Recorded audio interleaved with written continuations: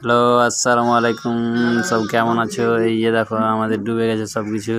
এই যে গ্যাস কাটারগুলো ডুবে গেছে, এই যে ডুবে গেছে। এরকম তো আমরা আছি এখন ব্রোদারাতে, খালিপুর গ্রাম পড়ছে এখানে।